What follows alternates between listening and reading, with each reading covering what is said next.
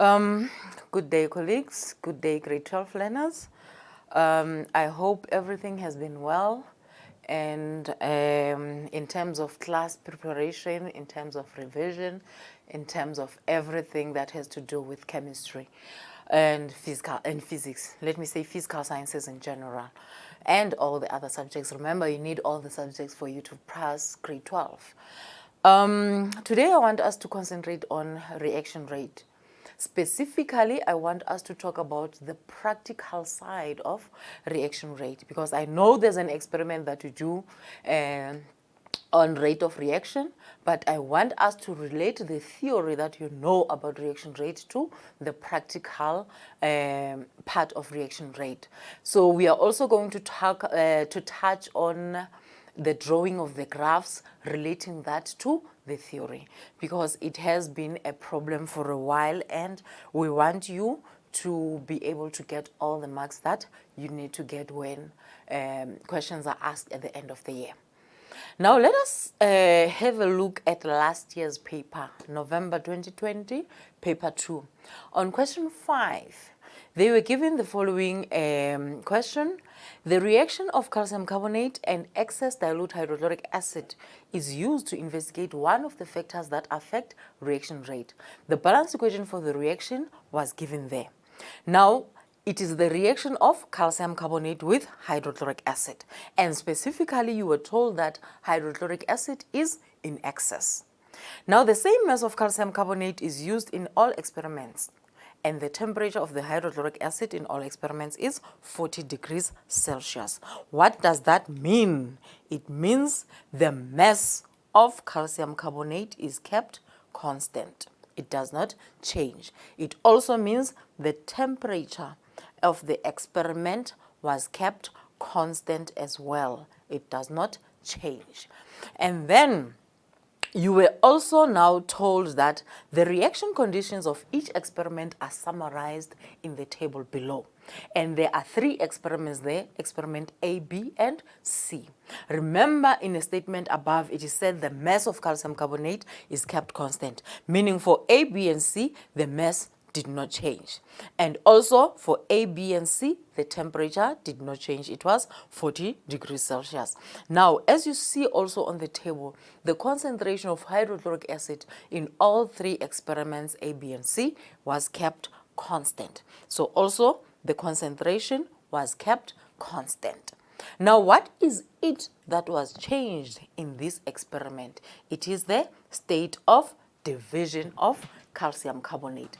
Remember, at the top, it was said that we investigate the factors that affect what? Reaction rate. So now, in these factors, only the state of division was changed. So what happens when the state of division is changed? It means the rate of the reaction is going to change. So the rate of the reaction depends on what it is that is changed. So because as you change some of the variables, the rate of the reaction changes, then we call that rate of the reaction the dependent variable. So the first question what is the dependent variable?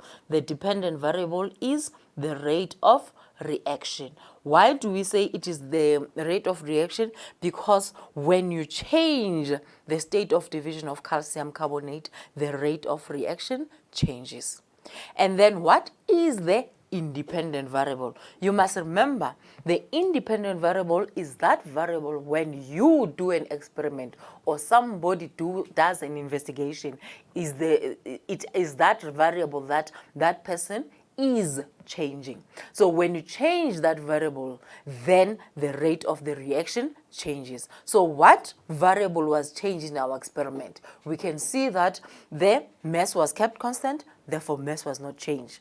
The temperature was kept constant, therefore the temperature was not changed.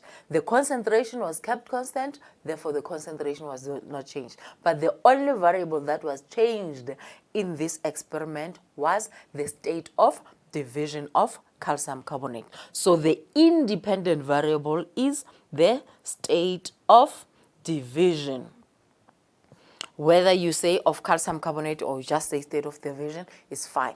Or you can say it is the surface area. Or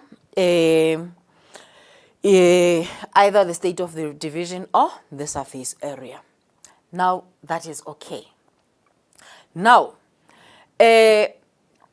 in some of the questions, the person who has asked or has set the paper would ask, is this a fair investigation or is this a fair test? So for you to check whether the test is fair or the investigation is fair, there must only be one independent variable. So can we say this investigation was fair?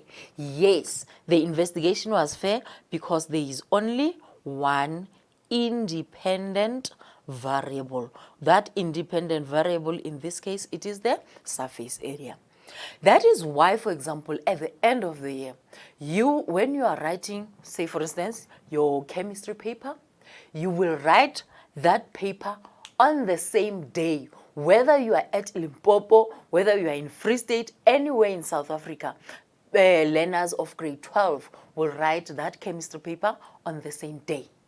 At the same time, you will all be given 3 hours. So all the other variables will be kept constant. The only thing or the only variable that will be changed will be you as the candidates. So there will be different candidates countrywide, but you are writing the same paper at the same time. Whether the paper is set in English or Afrikaans, the pictures are the same, the wording itself is the same, so everything is kept constant. There is only one independent variable. Then those results will then be said they are fair because there is only one independent variable. You must always remember that.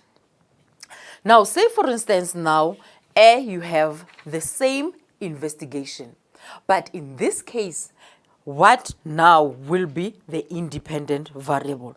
You can see the volume of hydrochloric acid is still kept constant. The state of division, in this case, all of them are powder, so the state of division is kept constant. The volume of HCl is kept constant. Remember, you were told that the mass of calcium carbonate is kept constant and the temperature was kept at 40 degrees Celsius. So what now will be your independent variable, which is the one that the experimenter or the investigator changed during his or her investigation? As you can see, the concentration was the one that was changed. So our independent variable in this case will be the concentration of HCl, or you can just say it is the concentration. And then when you change the concentration, what do you know that will change as a result of the change in concentration? It will be the rate of reaction. So the rate of reaction will be our dependent variable. Now, I want us to go back now to the drawing of the graphs. In capital letters, you were told that hydrochloric acid is in excess, meaning calcium carbonate will be your limiting reagent. What does that mean? It means as calcium carbonate and hydrochloric acid react, what will happen? Remember, when reactants react, they get used, and as they get used, they decrease in amount. So now, as the amount of both of these reactants decreases, which one will be used up? Calcium carbonate at some point will be used up because it is a limiting reagent. But hydrochloric acid, because it is in excess, not all of it will react. Therefore, when you draw its graph, then you must not draw it until it touches the x-axis because not all of it will react. But calcium carbonate, because all of it will react, none of it at the end of the experiment will be left. Then you have to ensure that it touches the x-axis, because there at the bottom, then it means we will have nothing of calcium carbonate.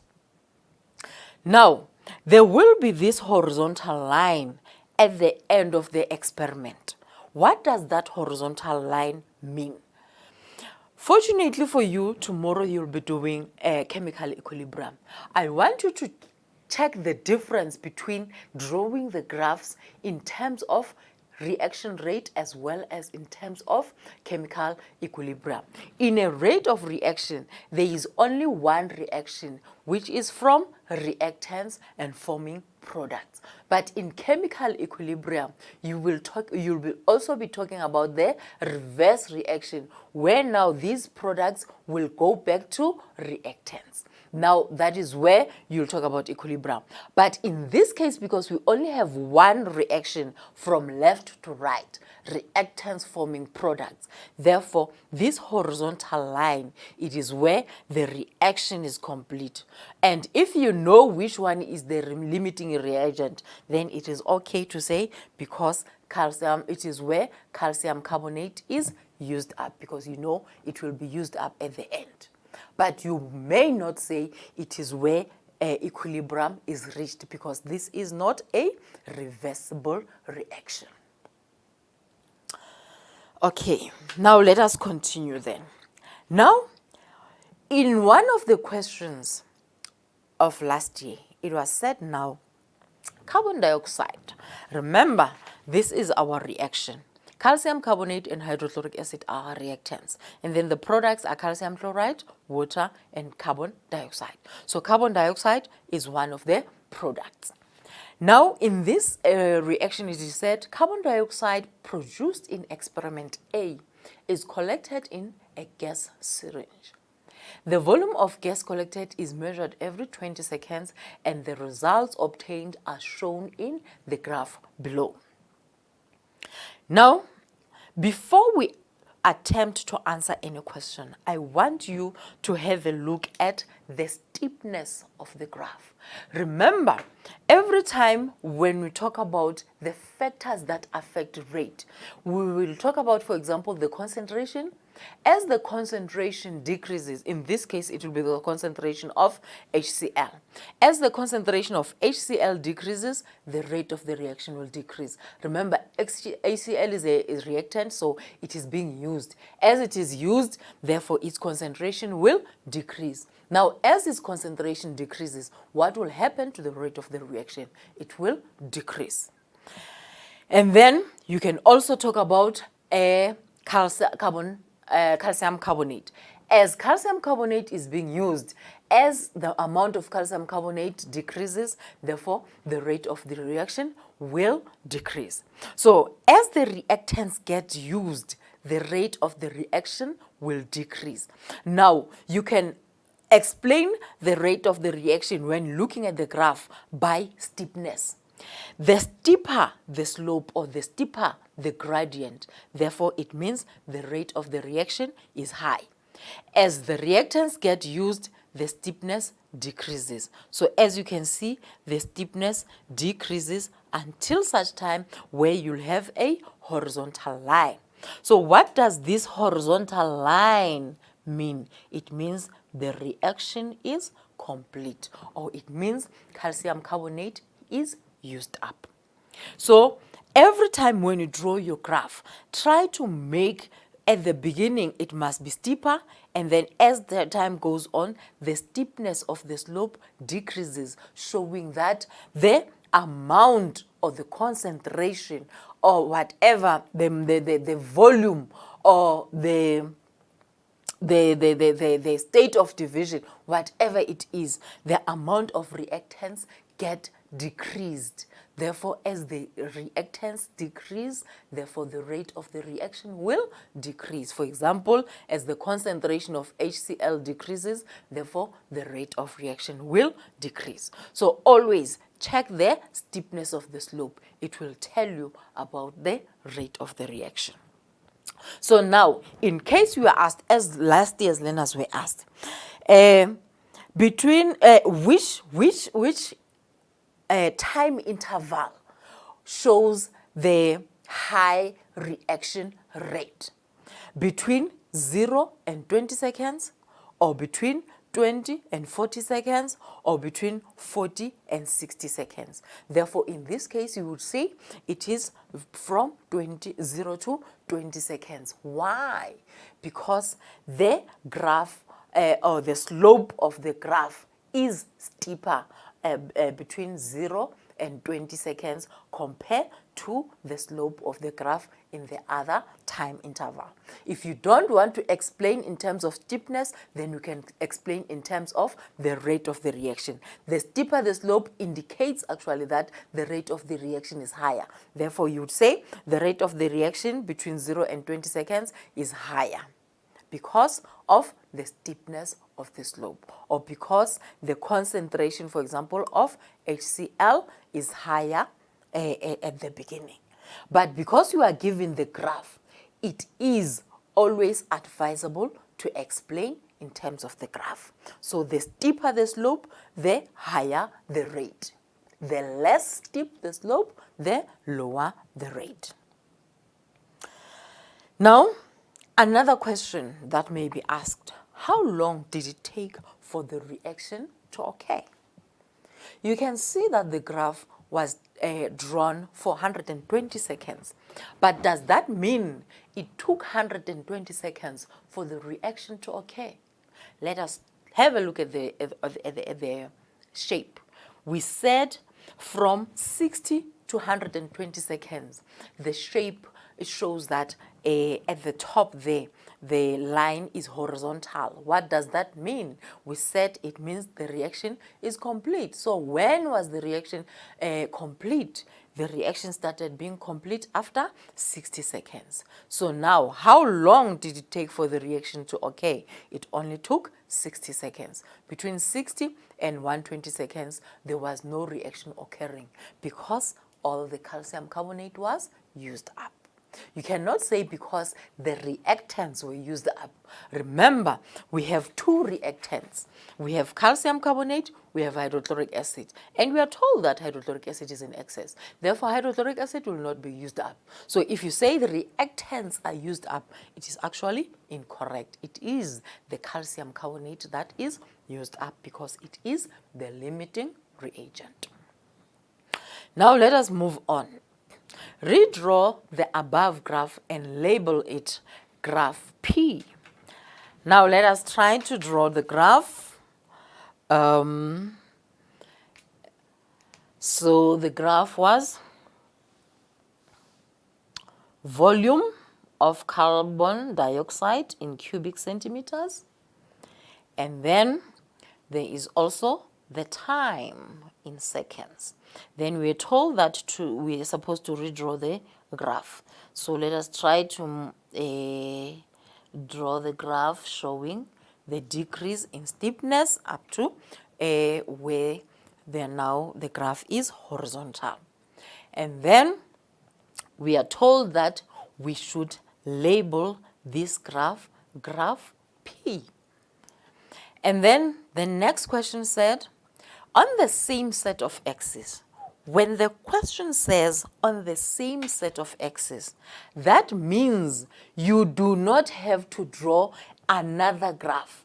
These are our axes. So on the same set of axes, you draw another graph. Why is it important to draw it on the same set of axes? So that you can compare the two graphs, because you need to see which one has a steeper gradient than the other one, or which one has a higher rate than the other one. So it is important to draw those graphs on the same set of axes. And the question says that. So on the same set of axes, draw a graph that would be obtained if you start with a smaller mass of calcium carbonate. Now here you are. Calcium carbonate is a reactant. And since calcium carbonate is a reactant, when you draw its graph, because calcium carbonate is used, as the time goes, its graph will move downward, showing that calcium carbonate is used because it is a reactant.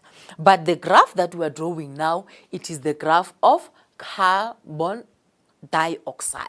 So what is carbon dioxide? Carbon dioxide is a product, and a product is being formed. Hence, the graph of carbon dioxide moves up. And at the beginning, there is nothing of carbon dioxide, because before calcium carbonate and hydrochloric acid react, you had no product. So every time your product must start at 0, because before the reactants reacted, there was no product. As the reactants react, more of the product will be formed until such time the reaction is complete, or one of the reactants is used up, which is the limiting reagent. Now in this case, on the same set of axes, draw the graph that would be obtained if you start with a smaller mass of calcium carbonate than the one used in experiment A. But all the other variables are kept constant. Now, what would you know will happen when you start with a smaller mass of calcium carbonate? When you start with a smaller mass of calcium carbonate, do you think you will form the same amount of carbon dioxide, or more of carbon dioxide, or less of carbon dioxide? Obviously, when you start with a smaller mass of calcium carbonate, therefore, because calcium carbonate is a reactant, therefore you will form less product, because we started with less reactant. So since we started with less reactant, we will form less product. Therefore, it means the amount of carbon dioxide that will be formed will be lower than the one of graph P. But then again, you need to go back to the variables. Remember, calcium carbonate and hydrochloric acid are our reactants, and they have particles. For the reaction to occur, these particles must collide. Now, if we have, for example, 20 grams of calcium carbonate and hydrochloric acid, we'll have a certain amount of molecules of particles that will collide. But when we use lesser than 20 grams of calcium carbonate, we are now going to have lesser amount of calcium carbonate, meaning we are going to have lesser particles. What does that mean? It means that will lead to lower surface area or less surface area. Remember, surface area also refers to the contact part between the liquid, or our hydrochloric acid in this case, as well as calcium carbonate. So if we have, for example, this is the surface of hydrochloric acid, and then these are the particles of calcium carbonate. The more amount of calcium carbonate we have, the more contact between the calcium carbonate particles and the hydrochloric acid particles. So this is what we call the surface area.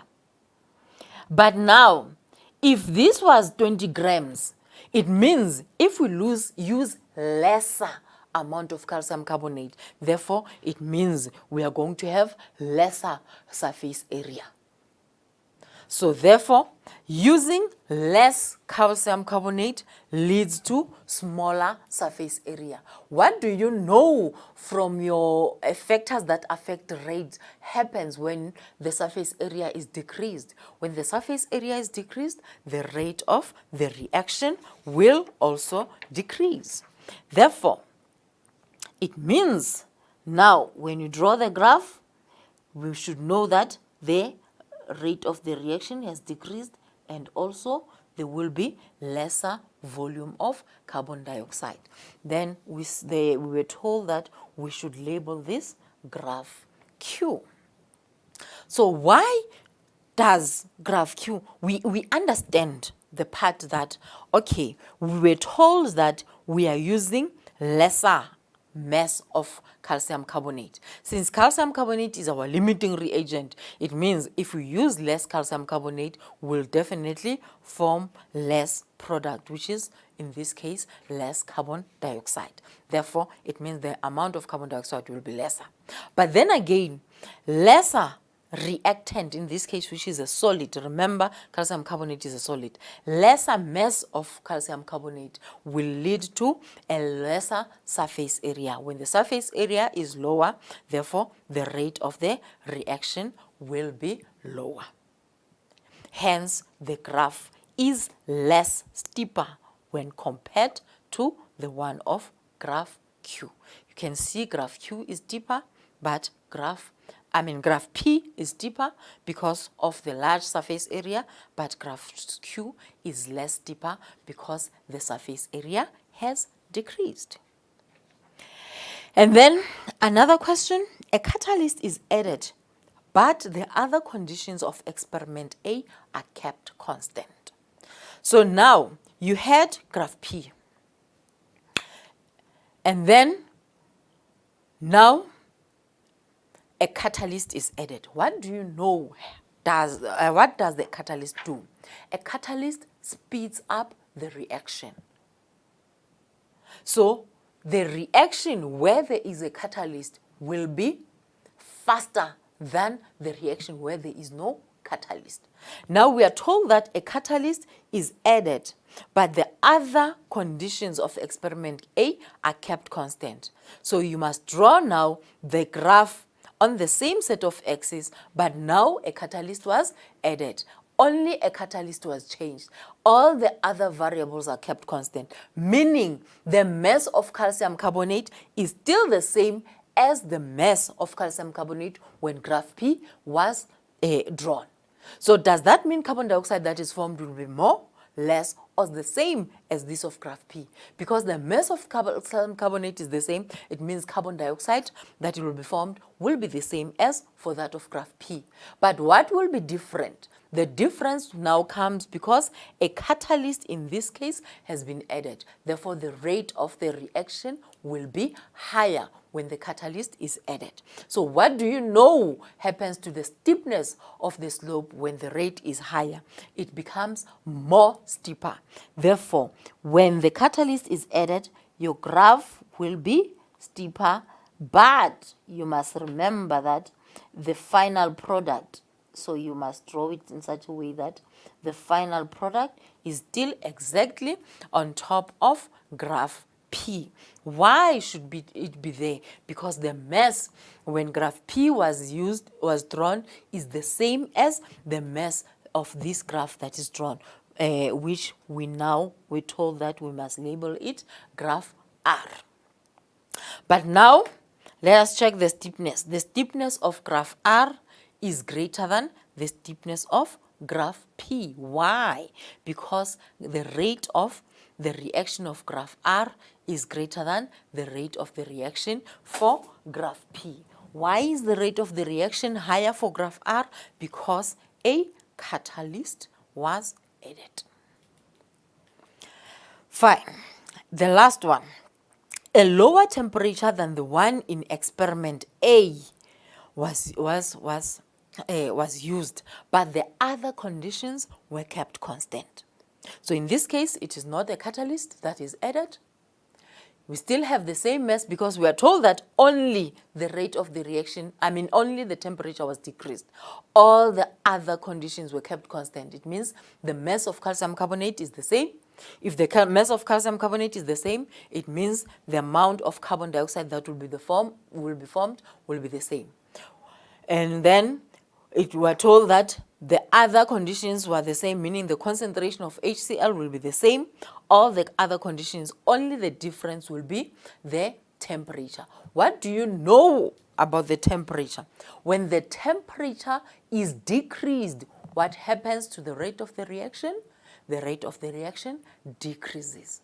So now, remember, our original graph is still graph P. Now, the temperature was decreased. When the temperature was decreased, the rate of reaction will decrease. It means the graph when the temperature is lower will be less steeper than graph P. Therefore, that graph will be somewhere here, but it will end exactly on graph P. And we were told that we must label that graph S. So that is graph S. So let us compare the three graphs. Graph S was at a lower temperature. Graph Q where less mass of calcium carbonate was used. So let us compare those graphs. Remember, our original graph is P. Let us check the time more or less that took for the reaction to occur for graph P will be somewhere here. This is the time for graph P, for the reaction of when graph P was drawn, for that reaction to be complete. But when we have a look at graph R, the reaction was complete earlier than for graph P. Why? Because when you use a catalyst, the rate of the reaction increases, meaning the reaction will be complete much faster than when a catalyst was not used. So the graph will be horizontal earlier than the one of graph P because the rate of that reaction increases. Again, the steepness. When the rate of reaction is higher, that graph, the slope will be steeper than when the rate is lower. Let us compare P and S. P and S, we can see that here at P, this is the time when the reaction was complete. But for graph S, it is later than that one. Why? Because the rate of the reaction is lower. Why is it lower? Because we have used lesser temperature or lower temperature. Therefore, it will take longer for the reaction to be complete because the rate of the reaction is lower. Fine.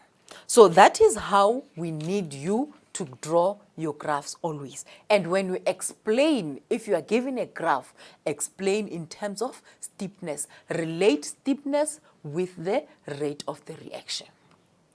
Fine. Let us do the other examples. In February, March 2017, learners were given such a question. The reaction of copper 2 carbonate with excess dilute hydrochloric acid is used to investigate the rate of reaction. The balanced equation for the reaction was given there. The apparatus used to illustrate the investigation are given below. 5.1, state 2 ways in which the rate of that the reaction will be increased. Now, when you have a look at the reactants, you have a solid, you also have an aqueous solution. So if you have a solid, obviously, you can talk about the surface area. If you have an aqueous solution, you can talk about the concentration. If you had gas, you would talk about the pressure. But now you cannot talk about the pressure here because the reactants, none of the reactants are in gaseous phase. Now, how can you increase the rate of that reaction? Number one, you can say you can add a catalyst. That will be fine if you say you can add a catalyst because a catalyst speeds up the reaction. Or number two, you can say you can increase the temperature of the solution or the temperature of HCl, anything that is in a form of a solution. Number three, because you have a solid there, which is calcium carbonate, therefore you can say, for example, increase the surface area of calcium carbonate, or you can say use calcium carbonate powder because powder increases the surface area. Or you can say increase the state of division of calcium carbonate. It's still fine. But what also do we know? We have aqueous solution. So we can talk about the concentration.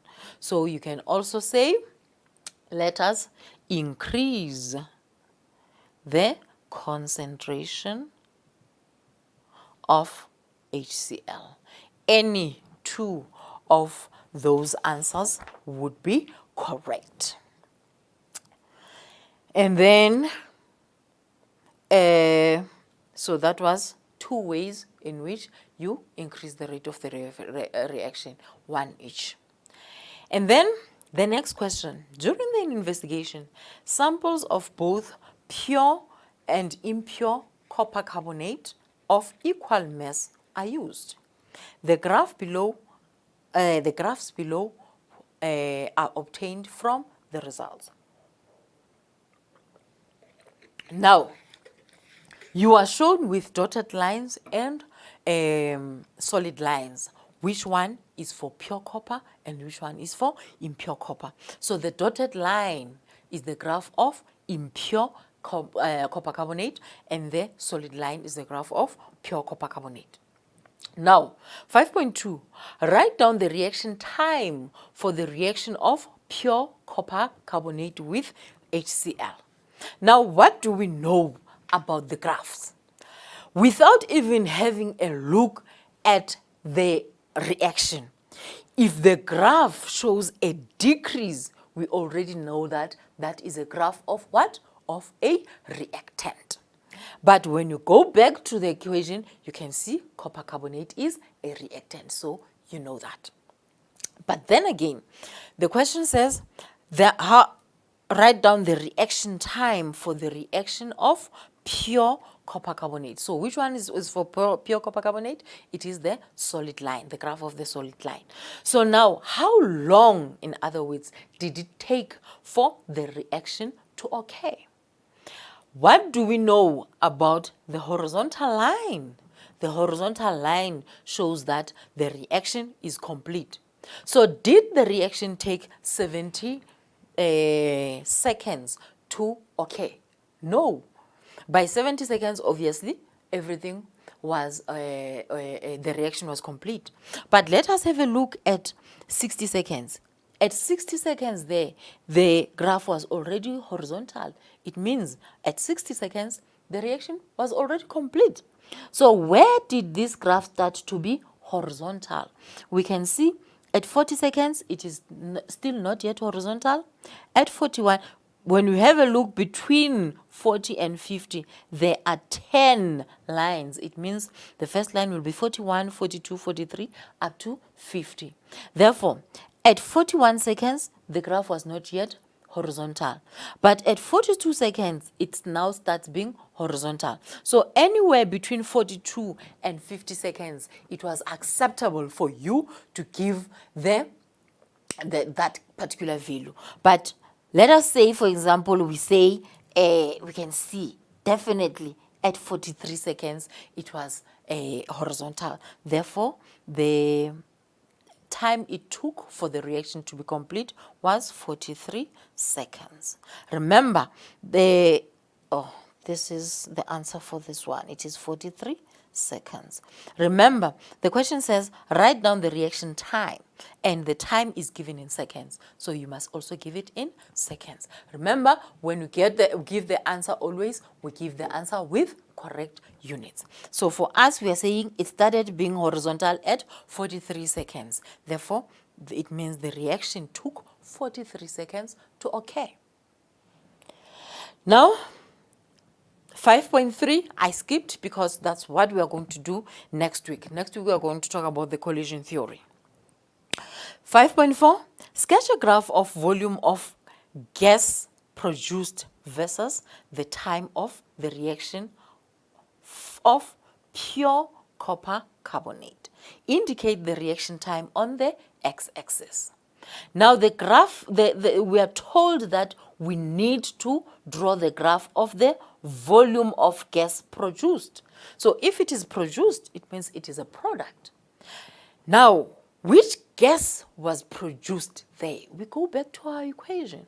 We can see that the only gas that was produced was carbon dioxide, meaning we have to draw a graph of carbon dioxide. Now, the graph that we need to draw, this is our set of axes.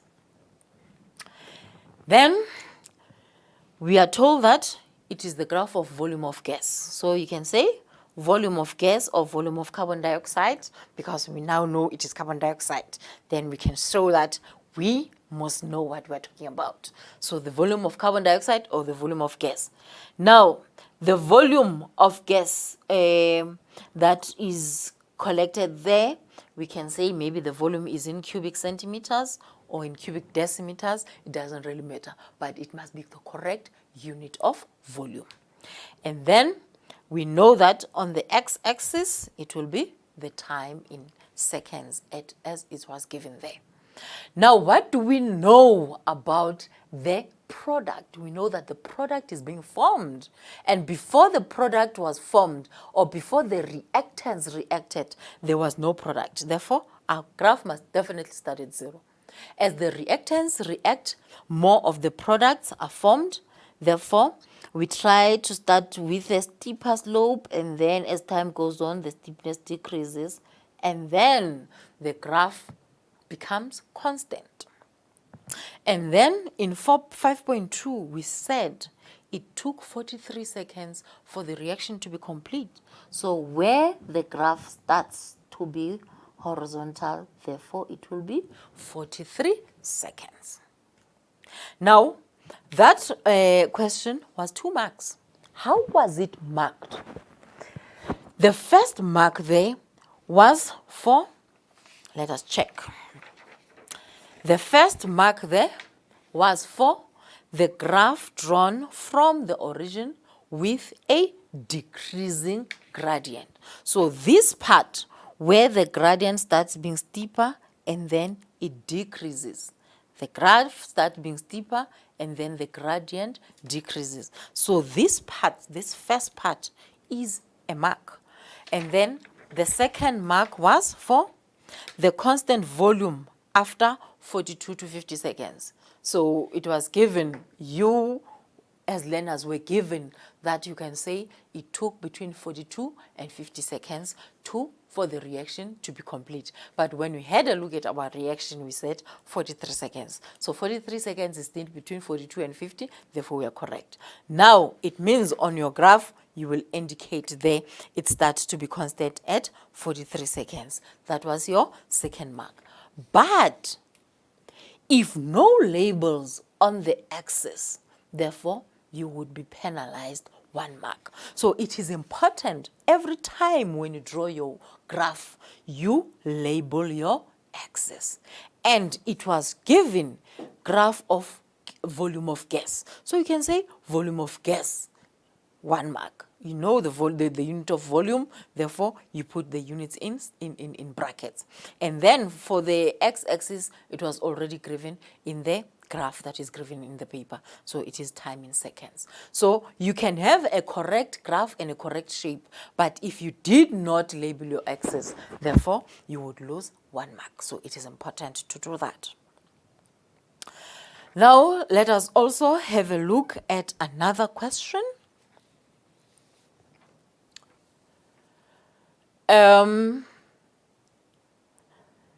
In February, March 2018, okay. In February, March 2018, before we do that, let me just tease you a bit. What would you say is the independent as well as the dependent variable in this case? What is it? There are 2 graphs that are plotted there. One says impure copper carbonate, the other said pure copper carbonate. So what is it that is different there? It is the pureness or the percentage pureness. So anything that shows that you can see what is it that was changed, that would be the independent variable. So whether you say percentage purity, pureness, whatever, as long as you can see what is it that was changed, you are good to go. And then what is the dependent variable? You can see that these two graphs do not occur at the same rate. Therefore, the reaction rate is the dependent variable. And then all the other variables must be kept constant. So those variables that are kept constant are said to be constant or controlled variables. Fine, another question.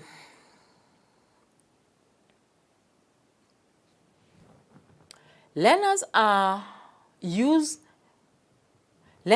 the reaction between sodium thiosulfate and hydrochloric acid to investigate one of the factors that affect reaction rate.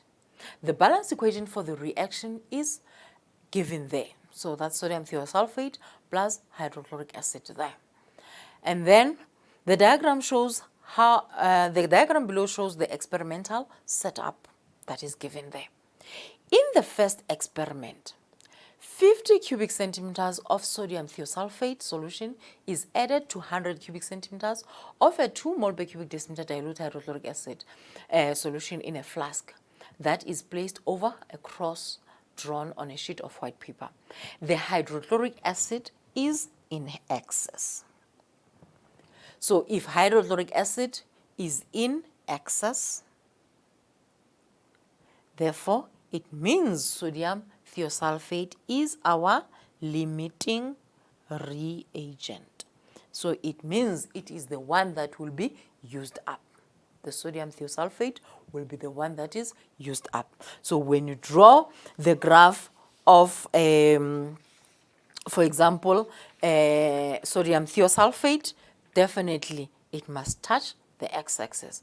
But when you draw the graph, for example, of concentration of hydrochloric acid, it will never touch the x-axis because not all of it will be used up. Now,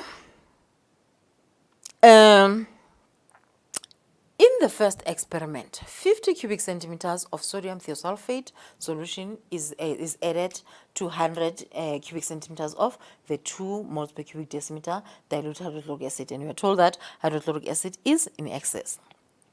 The time taken for the cross to become invisible when viewed from the top is recorded. The experiment is then repeated 4 times with different volumes of the sodium thiosulfate solution. The results obtained are shown in the table below. And the results are given there, meaning 5 experiments were done. Now, 5.2. What do you think was the first question? The first question, in most cases, would be define the term reaction rate. So, you must know your definitions. 5.2, how does the concentration of the solution, how does the concentration of sodium thiosulfate solution used in experiment 2 compare to that used in experiment 5? Now, when you have a look at sodium thiosulfate in experiment 2, there was 40 cubic centimeters of it, and it was diluted with 10 cubic centimeters of water. But the sodium thiosulfate of experiment 5, 10 cubic centimeters of sodium thiosulfate was diluted with 40 cubic centimeters of water. Therefore, it means the concentration of sodium thiosulfate in experiment 2 is more than the concentration of sodium thiosulfate in experiment 5. Because in experiment 5, more water was added to less amount of sodium thiosulfate. Therefore, there will be less sodium thiosulfate per unit volume, meaning the concentration of sodium thiosulfate will be lower in experiment 5, or the concentration of sodium thiosulfate will be higher in experiment 2. But then again, even if the graph was not given, you could have looked at the average rate. What does that mean? You can see that in experiment 2, the rate is 3.5 times 10 to the power minus 2. But in experiment 5, it is 0.9 times 10 to the power minus 2. Therefore, the rate in experiment 2 is higher than the reaction rate in experiment 5, meaning the concentration of sodium thiosulfate was higher, because remember, the higher the concentration, the higher the rate of reaction.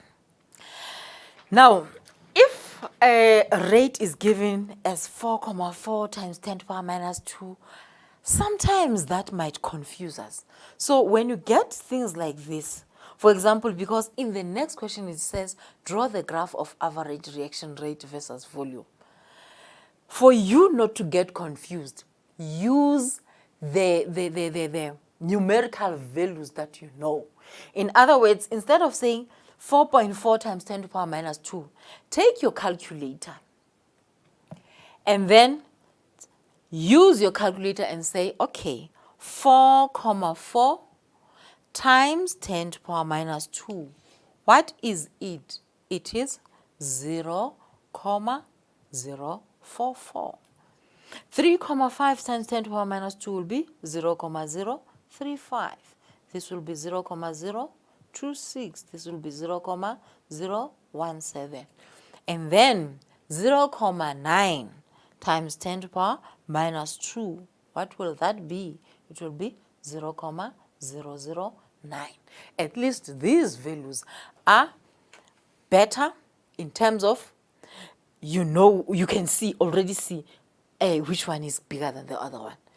Another one, remember when you plot your graph, you must show that the value is not 4.4. The rate of the reaction is not 4.4. But the rate of the reaction is 4.4 times 10 to the power minus 2. So for you not to forget that times 10 to the power minus 2, how about, you already change your values so that they include that times 10 to the power minus 2, so that you do not forget when you plot. Now it says, draw a graph of average rate versus volume of sodium thiosulfate used sodium thiosulfate used on the graph paper that was provided. And then you must now not forget to give the graph paper back. Now, fortunately for you, already it was plotted for you. The axes were already given for you in the paper.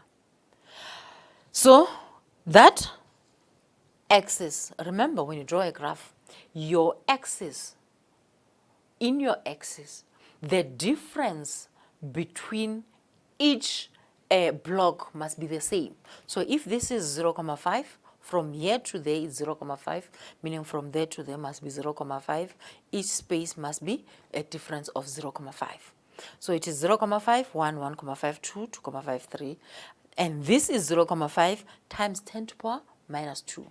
But because you did not want to confuse yourself, you can use your pencil most. Instead of saying this is 0.5 times 10 to the power minus 2, now you say, I know this is 0.005. This is, instead of 1 times 10 to the power minus 2, I know that this is 0.1. I know that this is 0.15.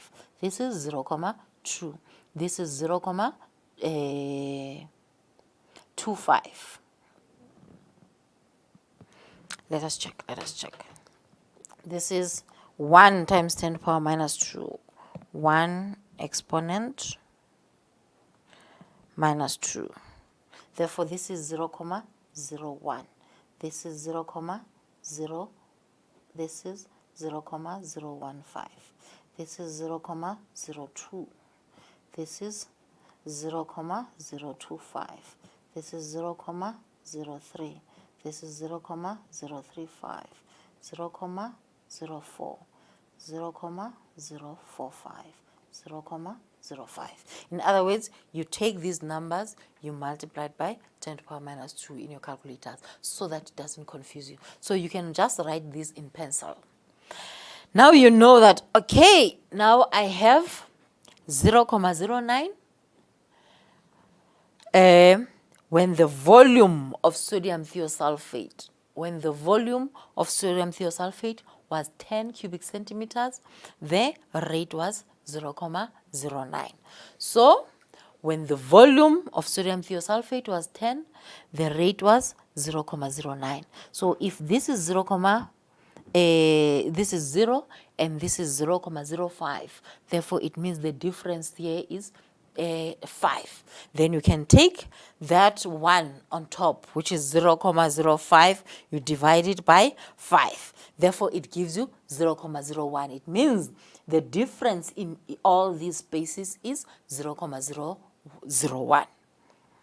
So this is 0.01, 0.02, 0.03, 0.04, 0.05, 0.06, 0.07, 0.08, 0.09. So 0.09 with 10, it means there's the dot. And then when the volume was 20, when the volume of sodium thiosulfate was 20, the rate was 0.017. So the volume was 20, the rate was 0.017. Here is 0.015, 0.016, 0.017. It goes with what? With the 20. And then when the volume was 30, the rate was 0.026. 0.02, 0.025, 0.026 goes with 30. When the volume was 40, the rate was 0.035. So 0.035 goes with the volume of 40. And then when the volume of sodium thiosulfate was 50, the rate was 0.044. So when the rate was 0.044, 0.04, 0.041, 42, 43, 44. When the rate, when the rate was 0.044, the volume was 50 cubic centimeters. Or if you did not change them, then you know when it is 0.9, 0.9 times 10 to the power minus 2, the volume was 10. So 0.5, 0.6, 0.7, 0.8, 0.9, the volume was 10. When the volume was 20, the rate was 1.7. So if this is 1.5, that is 1.6, 1.7. 1.7, the volume of 20. When the volume was 30, that is 2.6. So if it's 2.5, that is 2.6 with a volume of 30. And then 3.5 with a volume of 40. So 3.5 with a volume of 40. And then when the volume was 50, 4.4 times 10 to the power minus 2. 4.4 goes with 50. And then now you will take your ruler.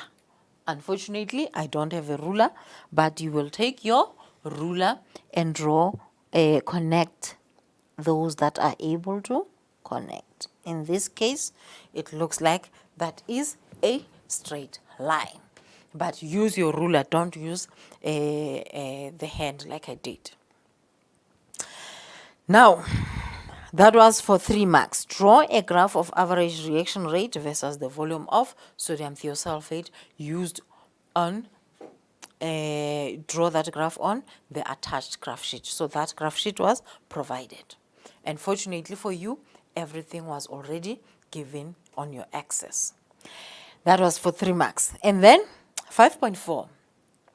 Use the information in the graph to answer the following questions. Determine the volume of dilute sodium thiosulfate solution that needs to react in order for the cross to become invisible in 40 seconds. So the 40 seconds was the time for that particular cross to be invisible. Remember, the rate here was told, you were told that it is 1/time. So you want now to determine the volume of dilute sodium thiosulfate. And you use what? You use the graph that you have drawn. But in the graph that you have drawn, you have plotted the volume of sodium thiosulfate which you want. But you have plotted the rate. Remember, the rate is 1/time. But you are now given the time, which is 40 seconds. So for you to go to the graph, it means you must convert this 40 seconds, which is the time, to rate. Therefore, it will be 1 over time, which is 1 over 40. That will give us 1 divided by 40 will give us 0.025 a per second. So now you go to the graph. 0.025, here it is. 0.025, you draw your dotted line until it touches the graph. And then now you want the volume where the rate was 0.025. It means now you have to go down. So where it touches the graph, use your ruler again to go straight down so that you can determine the volume. So now you can see, okay, if this was 20, this was 30, it means it's 22, 24, 26, 28, 30. If this is 28 and that is 30, anything between 28 and 30 will be the correct answer. So you can say 29 cubic centimeters or 29.2 anything. So let us say it is a 29 cubic centimeters. Remember, determine the volume. What was the volume given in? The volume was given in cubic centimeters. So if you have already said this is 0.025, then it becomes easier to move from 1 divided by 40, which is 0.025 that you were given, to go straight to your graph. But if you are not using 0.025, then you have to convert this to 2.5 times 10 to the power negative 2. Which is that 0.025. So you'll take that 0.025 that we have, you'll multiply it with 100, because 10 to the power minus 2, it's actually divided by 100. So because we want to convert to 10 to the power minus 2, you'll have to multiply it by 100. Therefore, it will be 2.5 times 10 to the power negative 2. So that is where you are. So you go to 2.5 times 10 to the power minus 2, or to 0.025, and then you draw the dotted line up to the graph, where the graph, when you meet a graph, then you'll draw a straight line to the volume now. So whatever the volume you get there, it is in cubic centimeters. Therefore, that will be your answer there. Now the answer that was accepted, in that case, it was anything from 28 to 30. So, but you can see it's not really in 28, it's not really in 30, it's somewhere between 28 and 30. So you can say that is 29 cubic centimeters. And that was 3 marks. So drawing all these dotted lines and going to the final answer of 29 cubic centimeters, that was 3 marks. And then 5.4.2, write down a conclusion for this investigation. Remember, for your conclusion, you must always write a relationship between the dependent and the independent variables. So you must know your dependent variable, you must know your independent variable. Therefore, it must be the statements that actually shows the correct relationship between the dependent and the independent variable.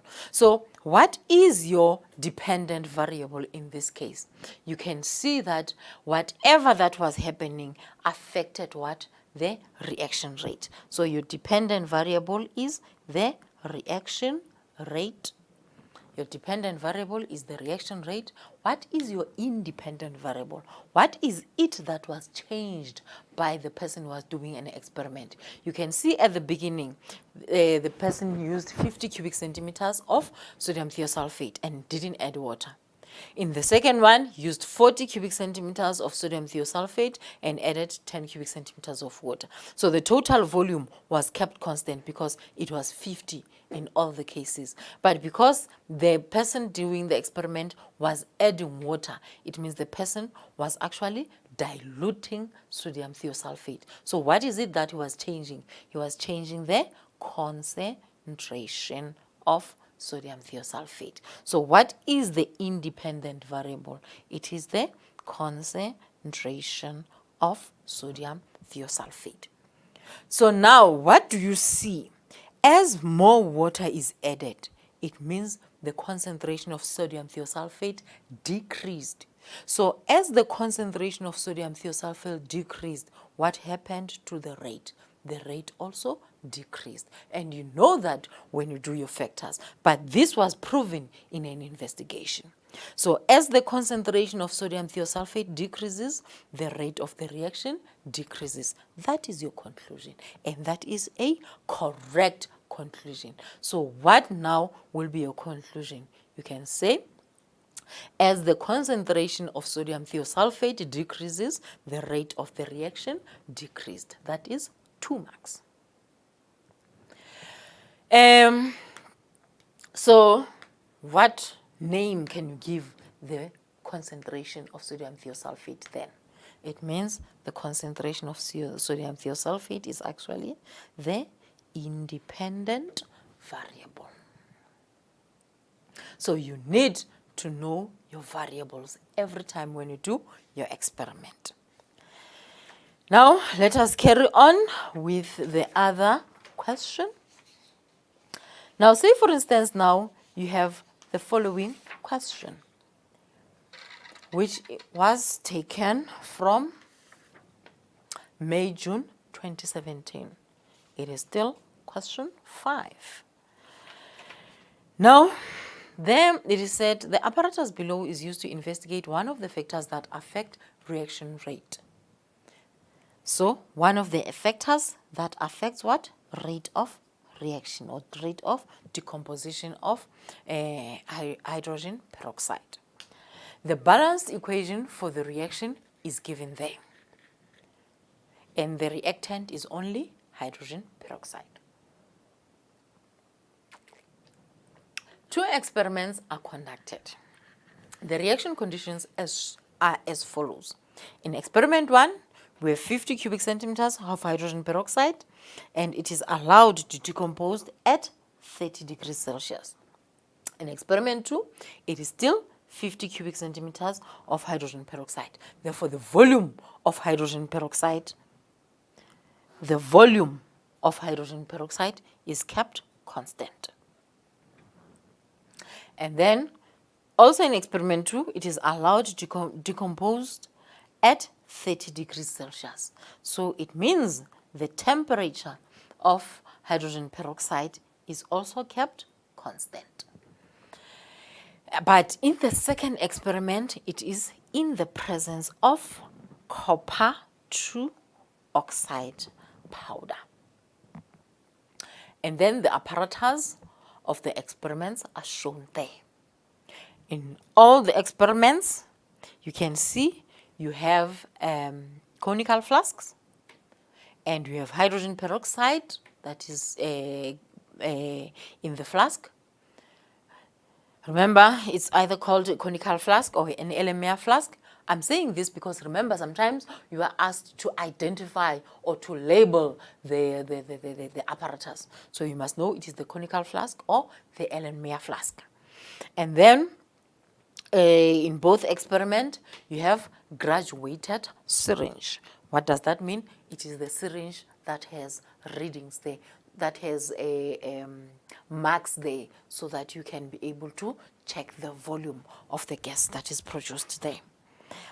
Now, but this is also shown in the table. So in experiment 1, 0.4 cubic decimeters of oxygen was collected. In experiment 2, 0.4 cubic decimeters of oxygen was collected. What does that mean? Why is the volume that is connected the same? It is because you started with the same amount of the reactant, which is 50 cubic centimeters of hydrogen peroxide. Now, you are told that the time taken for the decomposition to be complete in experiment 1, it was 12.3 minutes, but in experiment 2, it was 5.8 minutes. So which experiment was faster? It took 12.3 minutes for reaction 1 to occur.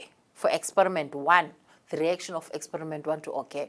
And then it took 5.8 minutes for the reaction in experiment 2 to occur. Which one, is faster? It means experiment 2 is faster because it took lesser time for the reaction to be complete. So now, for this investigation, write down the function of the graduated syringe. So the function of the syringe there, you can say, let us check. You have hydrogen peroxide here, and then you have this delivery tube there that takes something and it will be collected where? In the syringe. So what is it that can be collected in the syringe? Let us have a look at our reaction. So the reactant here, it is the hydrogen peroxide. But after the hydrogen peroxide decomposes, water and oxygen will be formed. Can water be collected here? Water will not be able to go up there. It means since oxygen is a gas, as it is formed, then it can be collected in the gas syringe. Therefore, what is the function of the graduated syringe? You can say it is to collect the gas, which is oxygen, because we already can see that it is oxygen. Or you can say, since it is graduated, remember it is graduated, you can say it is to measure the volume of oxygen. Any of those answers was accepted. And then what is the function of copper oxide? The function of copper oxide there, let us have a look. In experiment 1, there is no copper oxide, but in experiment 2, there is a copper oxide. Everything else is the same. We have graduated syringe in both. They both have conical flask. Everything is the same. We have hydrogen peroxide in the same. But the one with copper oxide, which is experiment 2, you can see that it took a lesser time for that reaction to occur. It means experiment 2 was faster. So what could make experiment 2 to be faster? You can see it is because copper oxide was added. So what could copper oxide do in that particular reaction? It means copper oxide in this reaction acted as a catalyst, or it was there to speed up the reaction. So the function of copper 2 oxide there was to be a catalyst. How will you know when the reaction is complete? If we had a graph, we would see the horizontal line. There's no graph. So how would you know that the reaction is complete? Let us have a look at our apparatus. Okay, in this case, oxygen, when oxygen is formed, it is collected in the graduated syringe. So as oxygen is collected, it means this plunger will move to the right as it is collected, because more and more oxygen is collected here. But now when the reaction is complete, it means there will no longer be a movement of this plunger there. So you can say the movement of the plunger will be constant. There will be no movement of the plunger. Or what else can you say? You can say, remember, when oxygen is formed, oxygen is a gas. Where is it formed? It's formed in this solution. So when a gas is formed in solution, what will you see? You will see the bubbles. So when no more oxygen is formed, therefore there will be no bubbles formed. So when the reaction is complete, you can say there will be no gas or no bubbles formed, or you can say the plunger the movement, there won't be any movement of the plunger of the syringe. 5.3, write down the independent variable for this investigation. What did you say is the independent variable? Is that a variable that the investigator is changing? So what is it that was changed here? The only thing that was changed was the presence of copper oxide. So you can say copper oxide is our variable, or you can say, our independent variable, or you can say a catalyst is our independent variable, because in one experiment there was a catalyst, in another there was no catalyst. So that is the one that was changed. Now, if you were to draw the graph of volume of oxygen versus time for the two experiments, indicating the time of completion for each, how would your graphs look like? The graph of volume of oxygen versus time. Let us check. The graph of volume of oxygen.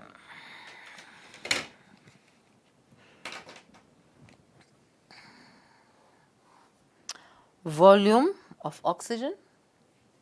Volume is in cubic centimeters or cubic decimeters, it doesn't matter. And then time in seconds. So you can see the volume in both of them, it is 0.4, or in this case we are told that it is in cubic decimeters. So let us correct our units there. Let's make them cubic decimeters. Now, is oxygen a reactant or a product?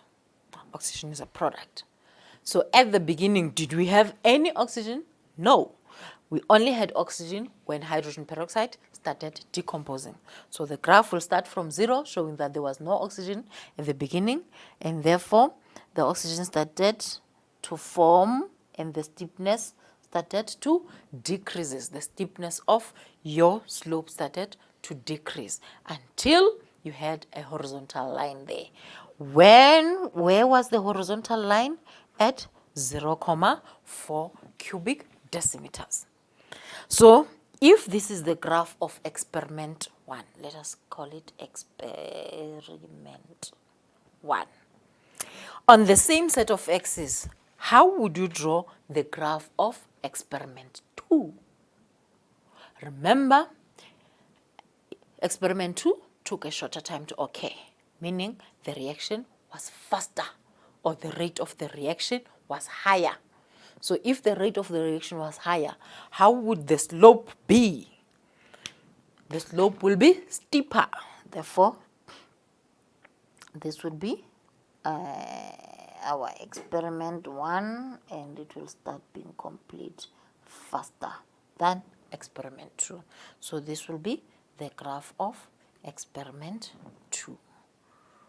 Showing the graph, the steepness of the graph of experiment 2 is steeper than experiment 1, because the rate of the reaction of experiment 2 is higher than the one of experiment 1. And the reaction will be complete faster than the reaction of experiment 2. Remember, in experiment 1, in experiment 2, it started being complete in 5.8 minutes, 5.8. So here the time is in minutes. So in 5.8 minutes, but experiment 1 took 12.3 minutes to be complete. So always you can see that you can relate the rate to the steepness of the slope. Fine. Now let us have a look at and a question that was there in November 2014. Learners used the reaction between impure powdered calcium carbonate and excess hydrochloric acid. And in that experiment, the balance equation for the reaction was used. It was impure powdered calcium carbonate reacting with excess hydrochloric acid. So in that case, which reactant is a limiting reagent? Which one is in excess? It means calcium carbonate is the limiting reagent. All of it will be used, and then hydrochloric acid is in excess. Therefore, not all of it will react. Fine. Now, they perform 4 experiments under different conditions of concentration, mass, and temperature is shown in the table below. And then they use identical apparatus in the 4 experiments and measure the volume of gas that is released in each experiment.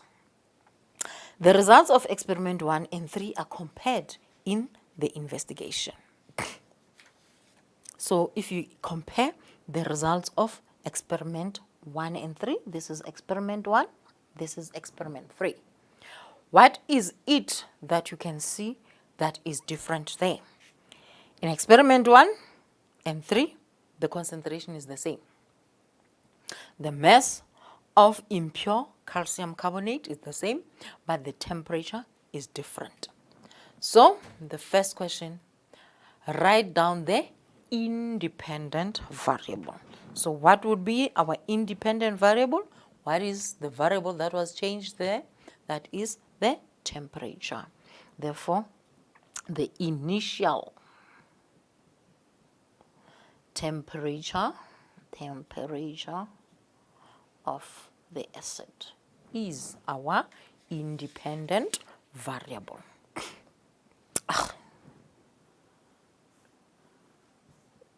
Independent variable, initial temperature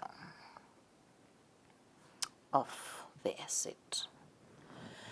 And then what is our dependent variable? What we know, what is it that we know when you change the temperature will happen? If you change the temperature, the rate of reaction is going to change.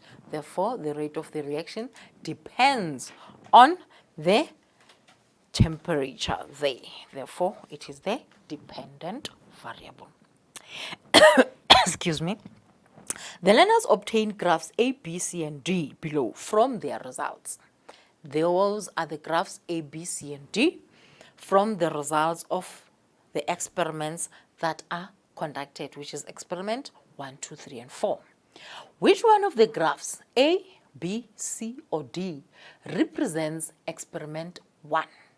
Fully explain the answer by comparing experiments 1 with experiments 2, 3, and 4.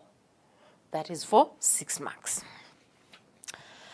Now let us try to attempt to answer the question.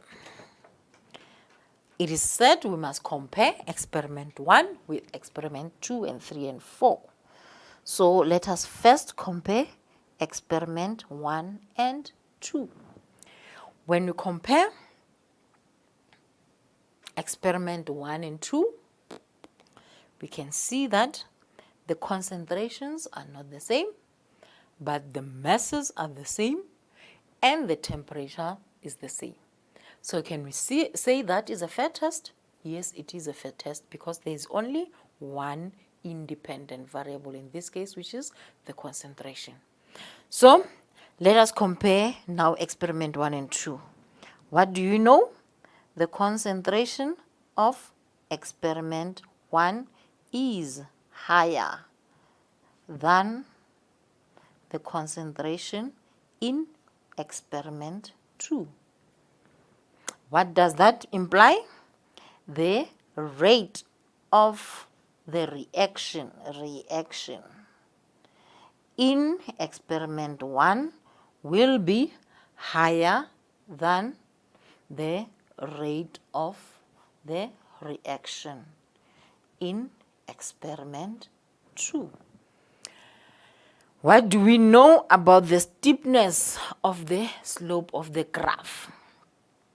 The graph in experiment 1 will have, because the reaction rate is higher, will have a steeper slope than the one in experiment 2.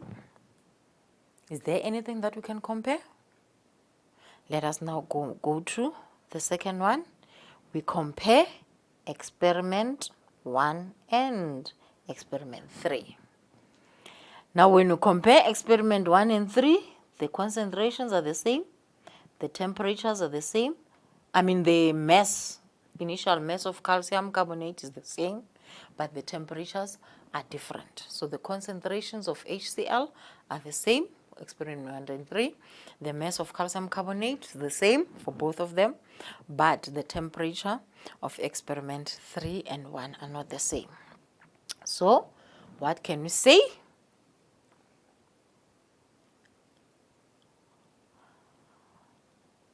We can say the temperature of experiment 1 is lower than the one of experiment 2, meaning the rate of reaction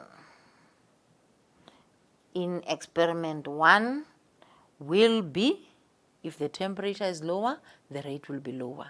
So it will be lower than the rate of reaction in experiment 3. Therefore, if the rate is lower, then what do you know about the steepness of the slope? The graph in experiment 1 will have a less steeper slope than the one in experiment 2, or you can in experiment 3, or you can say experiment 3, the graph of experiment 3 will have a steeper slope than the graph of experiment 1. And then we can now compare experiment 1 and 4. Remember the question said compare experiment 1 with experiment 2, 3, and 4. So let us now compare experiment 1 and 4. Experiment 1 and 4, they have the same concentration, but the mass, let me show it. Experiment 1 and 4 have the same concentrations, but the masses are not the same, the mass of calcium carbonate. Therefore, the mass of calcium carbonate in experiment 1, the mass of calcium carbonate in experiment 1, let us check. In experiment 1, it is lower. So the mass of calcium carbonate in experiment 1 is lower or smaller than the mass of calcium carbonate in experiment 4. What else can we see? The temperature. Okay, let us already conclude. If the mass of calcium carbonate in experiment 1, remember, calcium carbonate is a reactant. So if the mass of calcium carbonate, which is the reactant, is smaller or is lower, what will be the volume? Remember here, it is the volume of carbon dioxide. So the volume of carbon dioxide in experiment 1 will be smaller because we started with a smaller mass of carbon dioxide.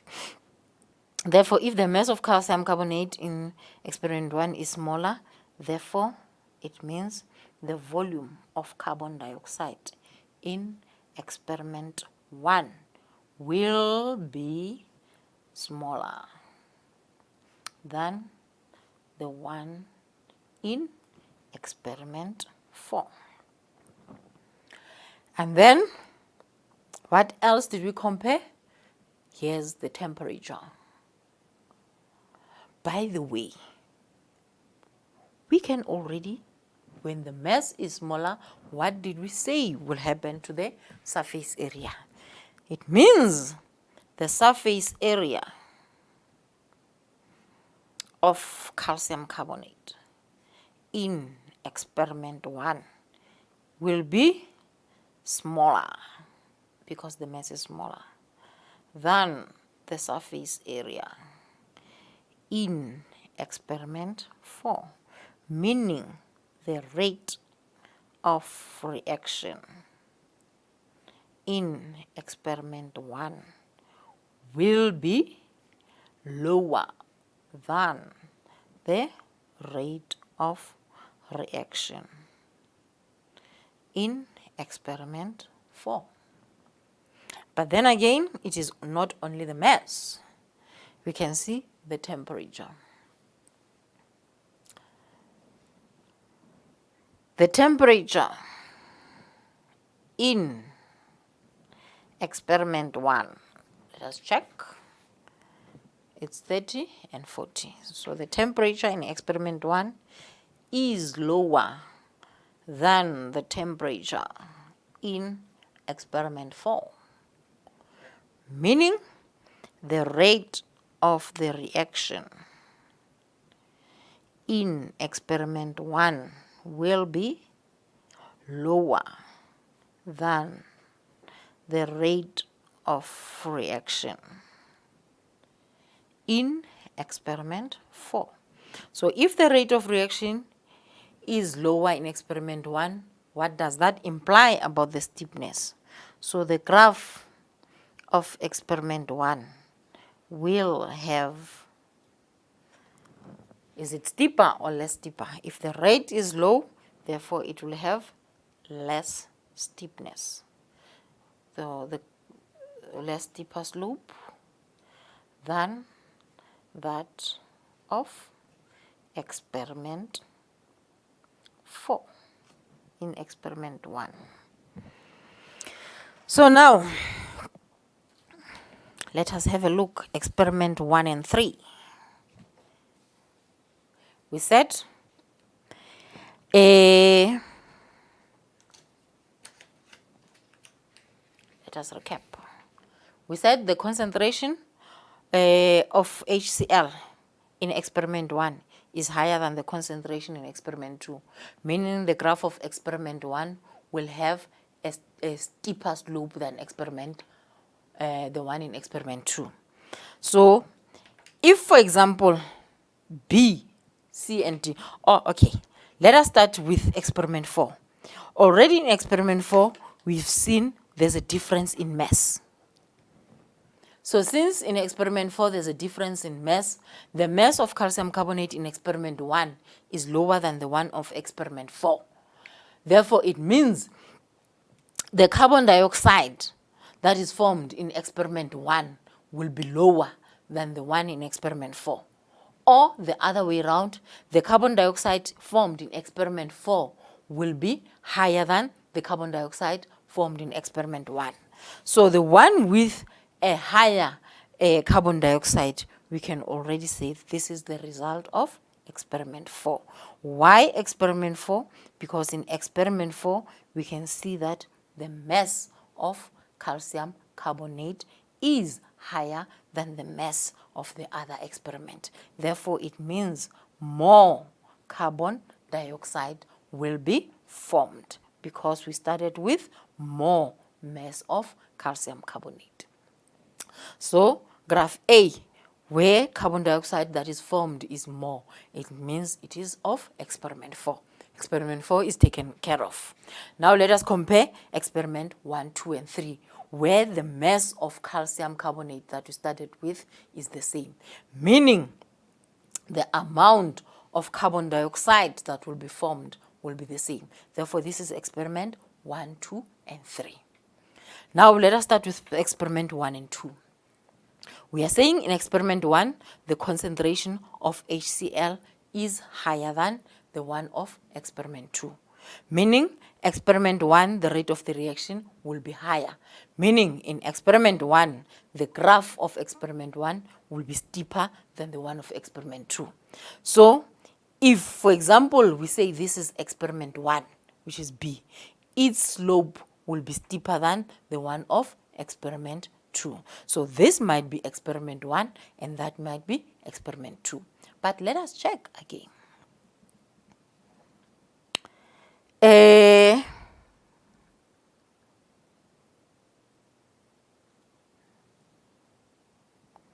So if we say the graph of experiment 1 is steeper than the one of experiment 2, if, in other words, we are saying if this is experiment 1, that will be experiment 2. If B is experiment 1, C will be experiment 2. Or if C is experiment 1, D will be experiment 2. Because in experiment 1, what we know, experiment 1, the rate of experiment 1 is lower than the rate of experiment 2. So this graph will be steeper than that graph. So steeper experiment 1 compared to experiment 2. Now let us compare experiment 1 and 3. Experiment 1 and 3, temperature is lower. Experiment 1 and 3, temperature of experiment 1 is lower than the temperature of experiment 3. Therefore, the rate of experiment 3 will be higher than the rate of experiment 2. Meaning, the graph of experiment 3, the slope of the graph of experiment 3 will be steeper when compared to the one of experiment 1. Whereas the graph of experiment 1, the slope is steeper than the graph of experiment 2. Now, let us compare them. The graph of experiment 3 is steeper than the one of experiment 1. Experiment 3 is steeper than experiment 1. Oh, let me show it. Experiment 3 is steeper than experiment 2. But experiment 3 is less steeper than experiment 4. Therefore, it means C is the graph of experiment 1. Why? Because if C is experiment 1, its slope is steeper than the one of experiment 2, meaning B is experiment 2.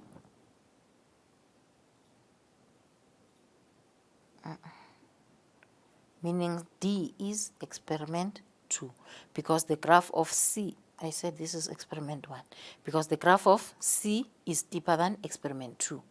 But the graph of 1, which is C, is less steeper than experiment 4, meaning experiment 4 is steeper than experiment 2. Therefore, this will be experiment 4, meaning the graph of experiment 3 of experiment 1 is steeper than the one of experiment 2, but less steeper than the one of experiment 3. The graph of experiment 1 is steeper than the graph of experiment 2, but less steeper than the one of experiment 4. Therefore, that one is experiment 4. But after you've written all this summary, you write all this summary in your paper, comparing the factor that is affected, comparing the reaction rate, and then comparing the steepness. The factor affected, the reaction rate, the steepness. The factor affected, the reaction rate, and the steepness. Then after that, you can now say, okay, from that, I can see that experiment 4, more of calcium carbonate was used. Therefore, more of carbon dioxide will be formed. It means that is experiment 4. But experiment 1, 2, and 3, we used the same mass of calcium carbonate, meaning the same volume of carbon dioxide will be formed. Therefore, you check now the variables. Because of the concentration, experiment 1 has a higher rate than experiment 2, meaning its graph will be steeper. But when you compare experiment 1 and 3, experiment 1 has a lower rate, meaning its graph will be less steeper. What does that mean? The graph of experiment 1 is steeper than experiment 2, but less steeper than experiment 3. Meaning the graph of experiment 1 is steeper than experiment 2, but less deeper than experiment 4. Hence, experiment 1 is graph C. Therefore, you say graph C is the one of experiment 1. But that can be concluded after you did the whole summary, and that was 6 marks. I wanted to end with this one because that is the summary of everything that we've done. Now, let us quickly, for the last minutes that are left, let us quickly now just summarize the rate of reaction. If you are given the graph, let us have a look at this graph. If you are given a graph like that, you will be able to calculate the rate of the reaction. If you are given a graph like that, you will also be able to calculate the rate of the reaction. Now, when we do an experiment, especially the ones that are prescribed in grade 12, we usually calculate the rate of the reaction, relate it to the time. So we usually use the time, and then one of the time we get the rate. But when you are given a question that says calculate the rate of the reaction, therefore you have to know what your definition. Remember, in a rate of reaction, you must first talk about either the reactants or the products. Now, remember this graph was given where we knew that the reactants are calcium carbonate and hydrochloric acid, and the products are calcium chloride, water, and carbon dioxide. Now, the graph that is given there, it is the graph of carbon dioxide, which is the product. Now, when we define the rate of the reaction, we always say the rate of the reaction,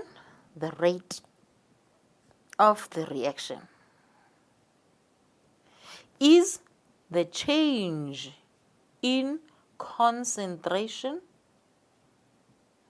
of reactants or products per unit time, or the change in mass, or the change in volume, whatever that is given, etc., per unit time. So in this case, what is it that is given? We are given the volume of carbon dioxide. Is carbon dioxide a reactant or the product? It is a product. So now, how would you calculate the rate? In this case, it will be the change in volume of the product per unit time. Now, say for instance, you are told that you need to calculate the rate of the reaction between 20 and 40 seconds. So between 20 and 40 seconds, you can see that the volume of your product, which is carbon dioxide, has changed. And how has it changed? You know that as time goes on, the product does what? It increases because more of the reactants are reacting, therefore more of the products will be formed. So how would you calculate the rate of this reaction now? You would say the rate of the reaction is change in volume. Why change in volume? Because you are given the carbon dioxide in volume, the volume of carbon dioxide. So it will be change in volume per unit time. Now, is the volume increasing or decreasing? As you can see, it is increasing. So more of it is formed. Now, what does change mean? Actually, change means V final minus V initial. Always change means final minus initial. Divide by change in time, it means it's the final time minus the initial time. Now, what was said? You are supposed to calculate the rate of the reaction between the time interval 20 to 40 seconds. So, which one is the initial? The initial is from 20, final is at 40 seconds. Therefore, we start with the volume. So what is the final volume? At 40 seconds, what was the volume? It is 460. at 40 seconds, what is the volume? It is 460. So the volume will be, final volume is 460 minus initial volume. What is the initial time? It is 20 seconds.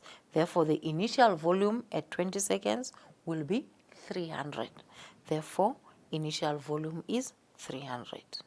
Divide by what was the final time? At the end, it was 40 seconds. In the beginning, it was 20 seconds. Therefore, it will be 40 minus 20. So every time when you do your calculation, you must ensure that your final answer is positive.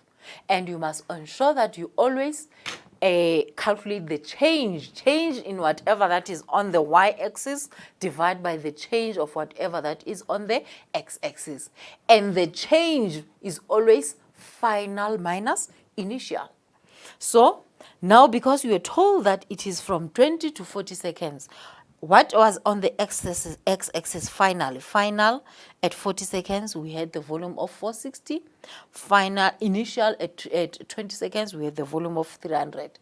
Hence, it is 460 minus 300. And then the time will be, final time is 40, initial time is 20. So it will be 40 minus 20.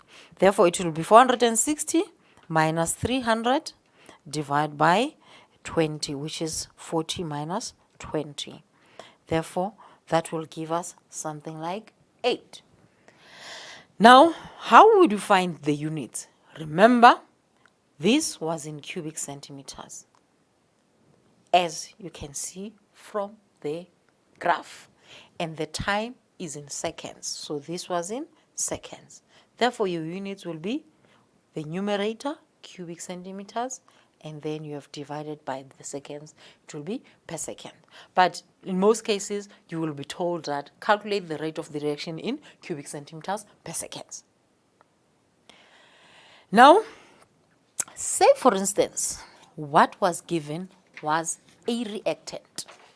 In this case, what was given is the mass of copper carbonate. And you can see that copper carbonate in this case is a reactant. So if copper carbonate is a copper carbonate reaction, so pure is the one that is the solid line. So the rate of the reaction between 20 and 30 seconds. The rate of pure copper carbonate reaction between 20 and 30 seconds. Now, if this is 169.70 and that is 169.75, it means between two of them, it will be from the first to the second, it will be 169.71 here, 169.72, 1 to 169.73, 1 to 169.74, and then 169.75. So, 30 seconds, we were at 169.74. And then 20 seconds, it will be 169.76. So, let us check. Rate will be, what is it that is on the x-axis? It is the mass. Therefore, it will be the change in mass over the change in time. Now, finally, at 30 seconds, the mass is 169.74. 169.74. And then at 20 seconds, what is the mass? The mass is 169.76. Can you see that the final mass is smaller than the initial mass? Therefore, when you minus here, the final answer will be negative. So for you to avoid your final answer to be negative, it means at the beginning you already put your negative there. Therefore, it will be negative final minus initial. Therefore, what was the final time? You are told that it is at 30 seconds. So the final time, it is 30. And then the initial time, you are told that from 20. So at 30 seconds, what was your volume? Your volume 169.74, which was the final time. And then initial time is 20 seconds. What was the initial volume in 20 seconds? It was 169.76. So since the final, the initial volume, remember, when you say change, it means M final minus M initial over time final minus time initial. So the final mass will be at the final time, and then the initial mass will be at the initial time. So at 30 seconds, what was the mass? It was 169.74. That is the final mass. And then the initial mass will be at initial time, which is 20 seconds. So what was the initial mass? Initial mass at 20 seconds was 169.76. So when you minus there, you are going to, when you subtract there, you are going to get a negative answer. So to avoid to have a negative answer, always start with a negative. So what I'm saying to you is, always when you calculate the rate using the reactants, you will start with a negative. But when you calculate the rate using the product, you don't have to start with a negative. Why do you have to start with a negative? So that your final answer can be positive always. And always it is final minus initial. So when is the final? It is the end of that time interval. When is the initial? At the beginning of that time interval. So in this case, final mass is the mass at 30 seconds. Initial mass is the mass at 20 seconds. And then the final time will be 30 seconds. Initial time will be 20 seconds. So when you subtract there, it will be 169.74 minus 169.76. That will give you negative 0.02. When you multiply it by this negative, then it will give you a positive answer. Then 0.072 divided by 10. Therefore, your answer will be 0.002. What was your mass? Your mass was in grams. And then your time was in seconds. It means your answer there will be in grams per second. So always when you do your calculations, ensure that you check what was asked. Then when you define your rate, what do you say? It is the change in mass per unit time, or the change in this case, it will be mass of the reactant per unit time. You can also use the product. In other words, in this case, when you use the product, the graph will move upward. So it will be the change in mass of the product per unit time. Therefore, if you are using the product, it means you won't have to use the negative. That is why every time when we define, we either say change in concentration of reactants per unit time, or change in concentration of products per unit time, or change in mass of reactants per unit time, or change in mass of products per unit time, change in volume or whatever. But just remember that every time when you calculate the rate using the products, you just calculate, it will be always final minus initial, because products are formed. The final volume, for example, will be higher than the initial volume. It means your answer will be positive. But when you're talking about the reactants, because the reactants are being used, the final mass will be smaller than the initial mass. So always you have to start with the negative. And when you swap this and you say this is now the, for example, you say a rate, in this case, you say rate is 169.76 minus 169.74. This is the initial mass, and that is the final mass. Therefore, this is incorrect because this is not the change in mass, because change is always final minus initial, and whereas you said it is initial minus final. Therefore, you won't get any marks. So ensure that every time when you do your calculations, you use the correct values, you use the correct sign, and then so that you can get the correct answer. Always when you say change, whether it's paper 1 or paper 2, when there is a change, it is the change in, change means final whatever that you are calculating minus initial whatever that you are calculating.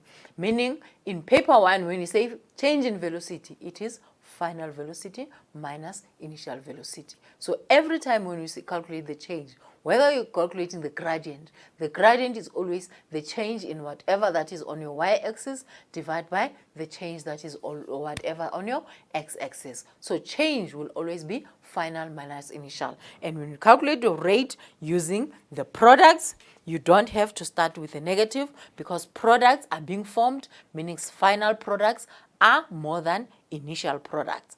But when you use the reactants, final, because reactants are being used, final reactants will be less than initial reactants. Hence, you have to start with the negative sign. I want to believe what we have done for today will be enough. So thank you very much for everything. And when I summarize, I just want you to say to you, ensure that you know all the factors that affect the reaction rate. You know how to apply those factors. You know, you can have temperature. So when you talk about the temperature, you will be talking about the temperature of the solution or the temperature of whatever that is in solution in an aqueous form. For example, in this case, we say the temperature of hydrochloric acid because that is the one that is in solution form. When you talk about the surface area, you must always mention whatever that is in a solid form. So in this case, for example, you had copper carbonate or you had calcium carbonate or whatever. So when you talk about the surface area, you're talking about the surface area of a solid. And then when you talk about the pressure, we will always be talking about the pressure of whatever the substance that is in a gaseous form. And then the catalyst, either catalyst is added or it is not added. And then you can also maybe talk about I think that's about it, because surface area and the state of division more or less the same thing. So every time when we mention a factor, check whether that factor has been increased or has been decreased. Because if it has been increased, it will affect a rate in a certain way. If it has been decreased, it will affect the rate of the reaction in a certain way. And because that factor is changed, then it affects what? The rate of the reaction. Therefore, the rate of the reaction will always be the dependent variable. The rate of the reaction depends on whatever the factor that was changed. And whatever that was changed, we know that that is the independent variable. For us to say that the reaction is fair, it means there must only be one factor that was changed, meaning there is only one independent variable. And then you must be able again to relate those factors to the graph. And when you compare the graphs, you compare the steepness of the graphs. And we know that as the time goes on, the steepness changes. But for example, if the rate of the reaction is higher, then the graph of that particular experiment, the steepness of the graph will form a steeper slope because the rate of the reaction is higher. And if the rate of the reaction is lower, it means the graph of that particular reaction, the steepness of that slope will be lower. So always you must be able to relate the steepness to the rate of the reaction. You must be able to relate the factors to the rate of the reaction. You must be able to calculate the rate of the reaction. Know which factor, which one is the reactant, know which one is the product. Know how to calculate the rate of the reaction. If you're using the reactants, always you start with a negative. If you use the products, you don't start with a negative, because always your final answer must be positive. And always, because it is the change, you start with the product and then, you start with the final and then it will be minus the initial. Thank you very much for everything. I think this will be enough for today. And then next week when we meet, we are going to talk about the collision theory. Remember, for us to have a reaction in the first place, we must have effective collisions. And if we have effective collisions, for us to be able to talk about the rate of the reaction, how fast the reaction occurs, it means those effective collisions must occur in a certain period of time. It is where we are going to talk about the correct orientation. It is where we are going to talk about also sufficient kinetic energy. We are going to relate all those with these factors that we have talked about. In other words, the surface area, the concentration, the temperature, or the pressure, whatever that we are able to talk about. Because every time when we have the rate of the reaction, in most cases, we'll also have the collision theory. So when we meet next week, we are mainly going to talk about the collision theory, and then probably we'll summarize everything about the rate of the reaction. I know you know the factors that affect rate. That's why I did not concentrate on the factors, but I concentrated on the application of these factors when we talk about the investigation, because that has been a problem for quite a number of years when we have a look at the diagnostic report. And here in the Free State, we want to ensure that you get all the marks that you deserve, because you know them. Then you must know also how to apply them. You must also know how to draw the graph. You must also know how to do the calculations. So everything that is based on the rate of the reaction. Thank you very much, and all the best, my dear learners, until we meet again. Goodbye.